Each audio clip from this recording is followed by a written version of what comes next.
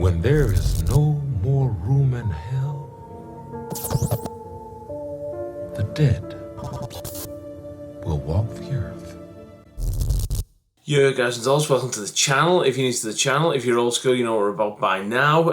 Just a quick one this week. So I've been tinkering with building pedal boards and stuff lately. Normally I just use amps, or digital effects. So I've never really needed to know about interconnects or kind of pedal cables. So I've been doing a bit of research and I've just been playing along with some kind of options. So basically, because I'm an Ibanez artist, I was using the Ibanez interconnect leads, which are really, really good, very chunky, very powerful. So those are these guys, very, very good. You know what I mean? They do the job perfectly. Then, because I'm also an endorsee of the amazing guys over at Planet Waves D'Addario, I started using these guys, which are the solderless interconnects. So you make your own custom length and you connect your pedals with them. Absolutely brilliant. Using those for a big chunk of time, and they're on my my Helix Stomp little rig. If you haven't seen that video, check that out up there. Then I realised that because those two cables are quite chunky boys. As you can see, they are quite the size, so they do stick off your pedals quite a lot. So I thought to myself, right, well, space saving. So I'll reach out and I'll grab some of these guys, which are the MXR flat cables. So these guys click together. Well, they don't click together, but you can stack them together and they become quite small. Now the issue with these is that when you stick them next to each other, they don't fit into your Boss pedals, so they won't click together. So that was a problem. So I thought to myself, right, okay, great. Well, next thing I'll go further afield to the enemy, I suppose, which is Anyball. So I don't know whether that's focused in, or probably isn't. So Anyball, instrument cable, same kind of problem as we have with the other two. She's a bit of a bulky girl, so kind of same problem. Then along came a spider and sat down beside her, and this is a company, a cheap company called Crosby Audio. Funnily enough, I live in a place called Liverpool, which is not too far from a place called Crosby. So I thought to myself, right, okay, I'm going to try these out. Solderless, little, make your own cables. Now, what I've got is quite a similar distance from my pedal to the side of the pedal from the flat guy, but I have the side print, or even less than the side print, of my smaller pedals, both smaller pedal connectors. That then means that this little chapette is the ultimate force in the universe for connecting my pedals. Then lies the problem. Do these sound different? So now that we've mastered the size issue, are they going to sound donkey balls? Hence today's video. So I'm going to pit against my Crosby Audio interconnects, which are 5 cables at any length for 35 quid-ish, against my MXR, which are 20 quid for 3, I think. I'll link the products down in the description below. I don't know what the actual costs are, but we'll look at them. You have got your Anyball little chap, which again are about 20 quid for 3, and they're a set length. You have got your Ibanez interconnects, and again, I don't really know how much, I should really know how much these are before I start the video, but yeah, I'll put some info around the place, or I'll leave it in the description below, so go and check that description. And while you're going down there, just fall on that like button. Just give us a thumbs up, man. It's currency. It's YouTube likes. Plus as well, it's like I've got 17,500 subscribers, but really crappy view numbers, and I don't know why that is. I don't know why I'm being missed by the algorithm. I get a lot of comments on all my videos, and I do eventually get a lot of views, but I think it'll help if you guys just smack the like button for us, and let's get some more views on these videos. And again, really handy, because it's not just about well, it's every guitarist. When I want to put a pedal together, what am I going to use? Which one I'm going to use? So quite informative video.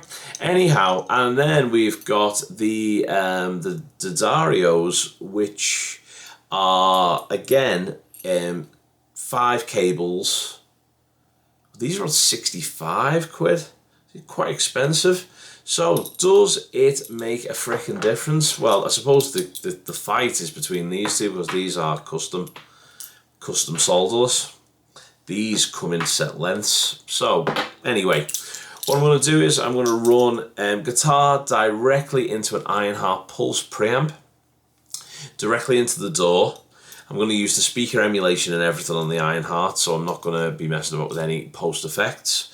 And I'm literally just going to play the same chord every time, couple of notes. And what I will do is I'll show you the sound wave of each of those as well, to just see whether or not there's any volume differentials, or whether there's any spike in dynamic. And let's just see whether or not they actually do make a difference, or could you save yourself a ton of money and go cheap and small rather than expensive and big. Or unknown brand. Well, I don't know whether you guys have heard of Crosby Audio, but I definitely haven't.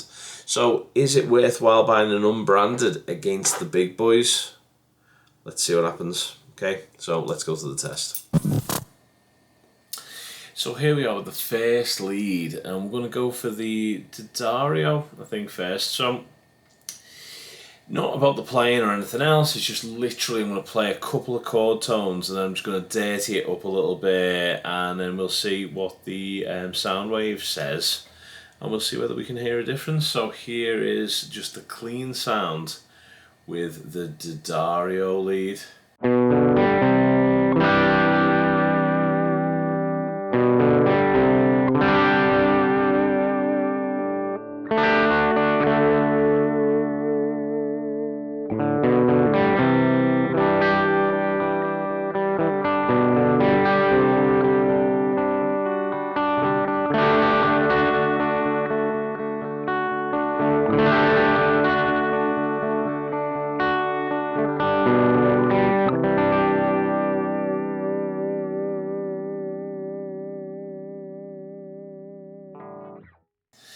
Now I'll throw a little gain in there, I'll do exactly the same riff.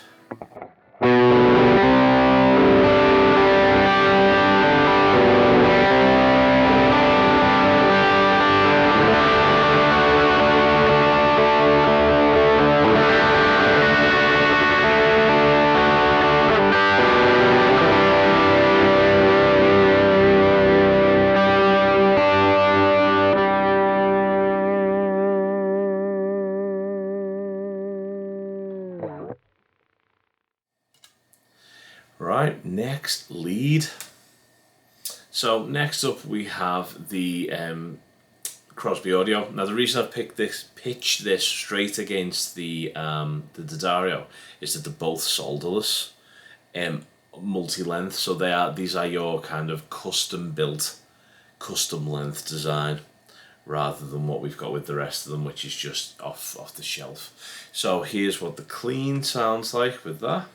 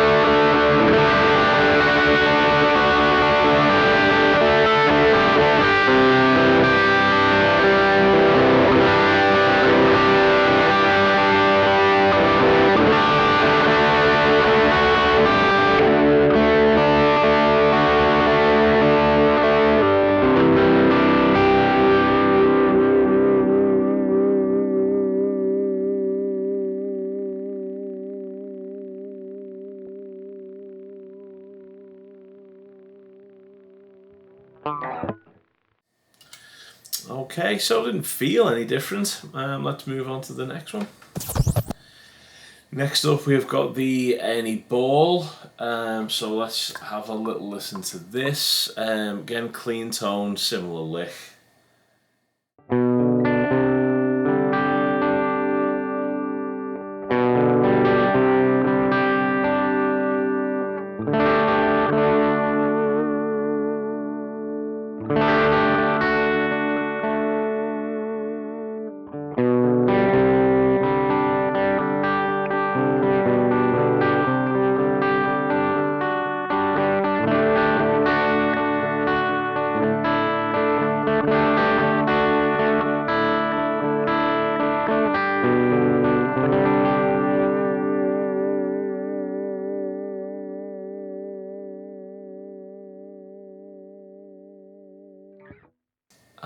Let's throw a little gain on there.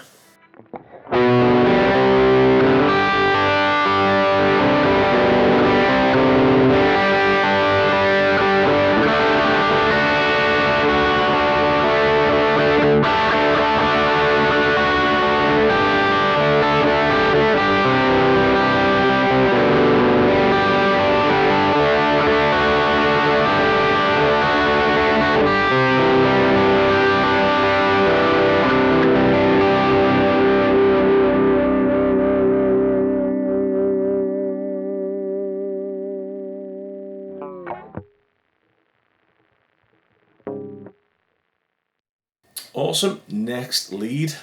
So this brings us into the MXR, which is the flat pedal. This seems to be the go-to choice for space saving, but let's see what it sounds like. So again, very similar lick on a clean.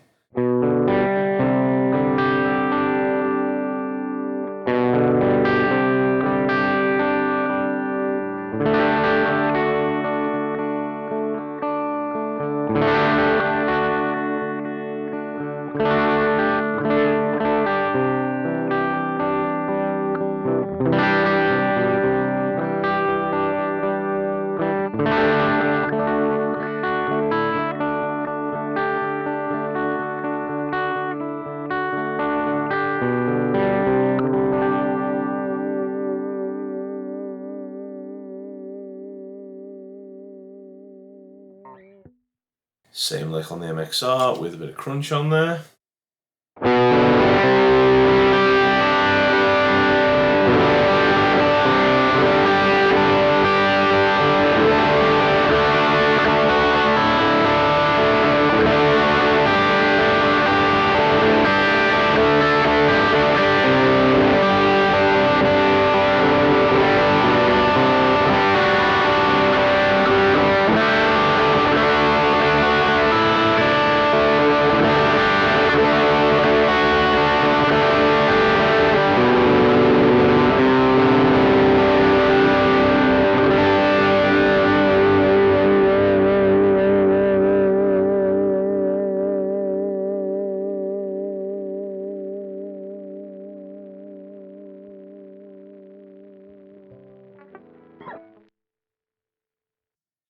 Okay, cool. Not noticing a great deal of difference in these leads. Okay, last but definitely not least, we're going to go for the Ibanez interconnect and see what the deal is with that bad boy.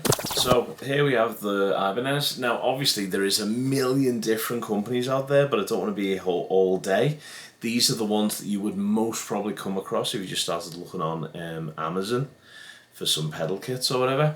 So let's try this one. So get exactly the same sound. Let's go for that clean tone.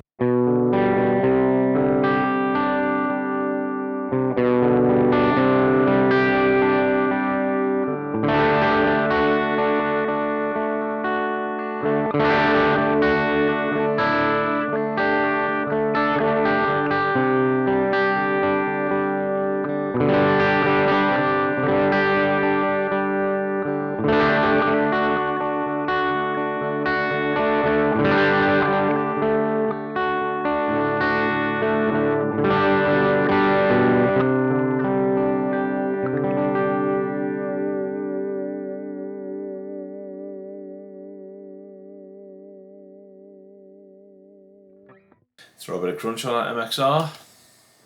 Oh no, it's not an MXR, sorry. Bit of crunch on that Ibanez.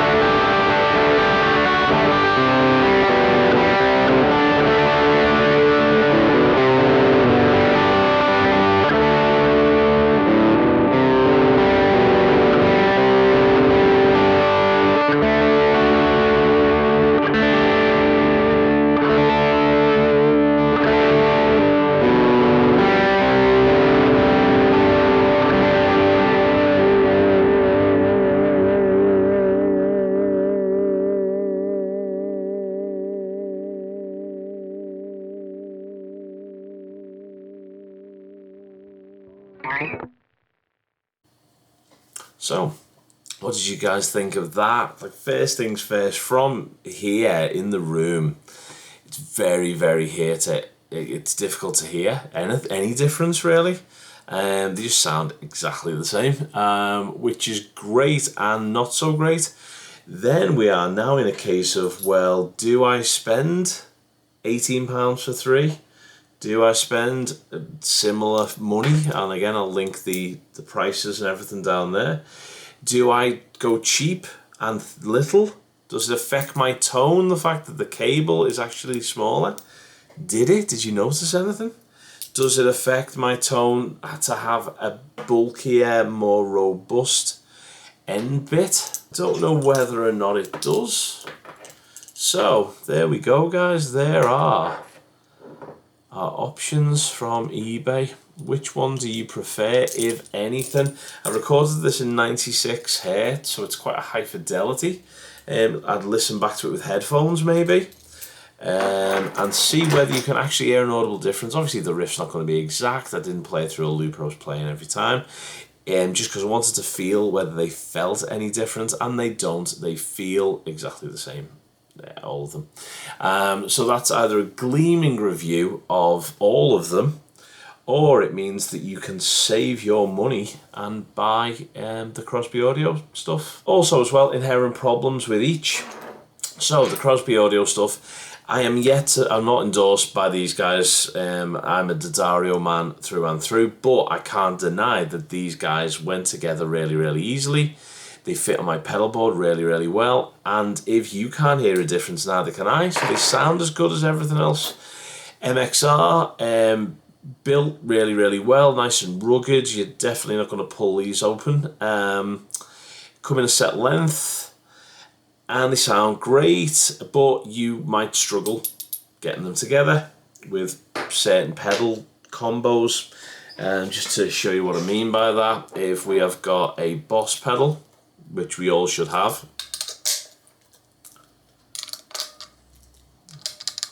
I can't link them together. They won't fit in the Boss pedal.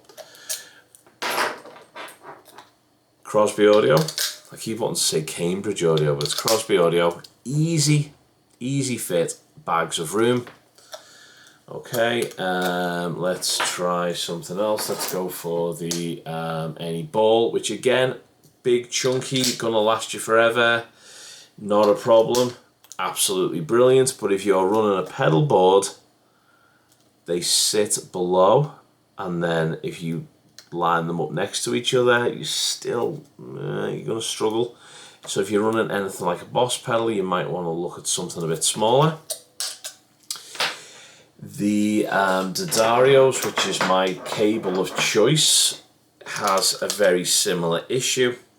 So you can pop the both of them in together and they'll live next to each other lovely, but they do sit proud. You can swing them across and the kind of thing. They just look badass with that kind of gunmetal grey. Anyway, and the gold livery on there. So also they come with different coloured rubber rings, so you can colour code them to your thing. So that's the good thing about the D'Addario. Then we've got the Ibanez. Now again, these guys are a tight fit next to each other. Still sit proud, still swing out the way, so not too bad. Big chunky boys though. So there you go. So the only ones that you're gonna really have a problem sitting next to each other on is gonna be your MXRs, your flat end. So be mindful of that. Right guys, a very long video for a very short thing. So here is the block of all of the sound waves. So these were all of them in the order we had. So we started with the D'Addario, then we had the Crosby, then we had the I think we had the Any Ball at that point. Then we had the MXR. Then we had the Ibanez. Didn't miss any out, did I? So there you go. That's what they look like. So if this helped you out, please hit the like and subscribe. I do the test so you don't have to. This wasn't fun. Well, maybe it was a bit fun. I love plugging the pulse back in. What a great little pedal that is. Awesome job. Take it easy, guys. We'll catch you in the next one. Hopefully that's informed you that maybe you don't have to go out and spend loads of money on pedalboard cables. In fact, maybe it's beneficial to go small solderless. Anyway, guys, hope that was informative and intuitive, and go and sort your pedalboard out. More pedalboard stuff to go, because I'm currently working on a top secret Crit super signature board, which you guys should enjoy if you like the sound of 80s shred. So we'll have a look at that in a bit. And again, do we need to spend loads of money on a really overpriced pedalboards, or can we just make do with some cheaper alternatives? Anyway, that's going to be an interesting future episode. So we'll see you guys soon. Please, again, like and subscribe if you like the content. If you don't like the content and you're going to leave a dislike, just let me know why you disliked it, because then we can work on it. That's all good. And I'll catch you guys in the next one. Peace.